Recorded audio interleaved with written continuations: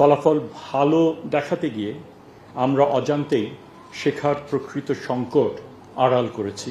আমি শুরু থেকেই শিক্ষকদের বেতন এবং প্রশিক্ষণ ও মর্যাদা বৃদ্ধির পক্ষে সোচ্চার। এবছর এসএসসি ও এইচএসসি পরীক্ষার ফলাফল অনেককে বিস্মিত করেছে। পাশের হার এবং জিপিও 5-এর সংখ্যা আগের বছরের তুলনায় কম। প্রশ্ন উঠেছে কেন? এর উত্তর জটিল নয়, বরং সহজ কিন্তু অস্বস্তিকর। বাংলাদেশে শেখার সংকট শুরু হয় খুব শুরুর দিকেই। প্রাথমিক স্তর থেকেই ঘাটতি তৈরি হয় এবং সেই ঘাটতি বছরের পর বছর সঞ্চিত হয়। কিন্তু আমরা দীর্ঘদিন এই বাস্তবতার মুখোমুখি হতে চাইনি। আমরা এমন এক সংস্কৃতি গড়ে তুলেছি যেখানে সংখ্যাই সত্য হয়ে উঠেছিল। পাশের হারই সাফল্যের প্রতীক, জিপিএ 5-এর সংখ্যা ছিল তৃপ্তির মানদণ্ড। ফলাফল ভালো দেখাতে গিয়ে আমরা অজান্তেই শেখার প্রকৃত সংকট আড়াল করেছি। আজ আমি এবং আমরা এই মন্ত্রণালয় সেই সংস্কৃতির পরিবর্তন চাই। একজন দায়িত্বশীল উপদেষ্টা হিসেবে আমি চাই শিক্ষা ব্যবস্থা আবার বাস্তবতাকে প্রতিফলিত করুক। যে ফলাফল শিক্ষার্থীর শেখাকে সত্যিকারের মূল্যায়ন করে সেটি হোক আমাদের সাফল্যের মানদণ্ড। এসএসসি ফলাফল প্রকাশের পর মূল্যায়ন প্রক্রিয়া নিয়ে যে উদ্বেগ উঠেছিল আমি তা গুরুত্ব দিয়ে বিবেচনা করেছি।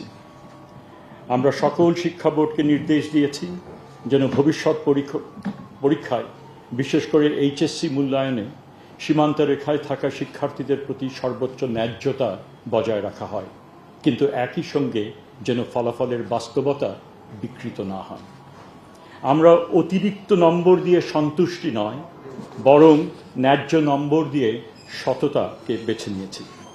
এই সিদ্ধান্ত সহজ নয়, কিন্তু প্রয়োজনীয়। কারণ আজ যদি আমরা সাহস করে বাস্তবতাকে স্বীকার না করি, তাহলে মেধাবীদের প্রতি এবং আগামী প্রজন্মের প্রতি আমরা অন্যায় করব। শিক্ষা মন্ত্রণালয় হিসেবে আমরা কোনোভাবেই দায়িত্ব এড়াতে পারি না এই ফলাফলের জন্য। এবং এই মন্ত্রণালয়ের কর্ণধার হিসেবে আমার প্রথম দায়িত্ব হলো নিজেকে এবং আমাদের পুরো ব্যবস্থাকে মূল্যায়নের আওতায় আনা। এই ফলাফলকে আমি আত্মসমালোচনার সুযোগ হিসেবে দেখছি। আমরা এখন এমন এক সময়ে আছি যেখানে নিজেদের, শিক্ষা বোর্ড, শিক্ষক, অভিভাবক এবং শিক্ষার্থীদের সঙ্গে একত্রে শেখার ভবিষ্যৎ নিয়ে সততার সঙ্গে কথা বলার সময় এসছে। আমরা যা করছি, আমরা সমূল্যায়ন এবং বিশেষজ্ঞ পরামর্শ নিয়ে এগিয়ে যেতে চাই।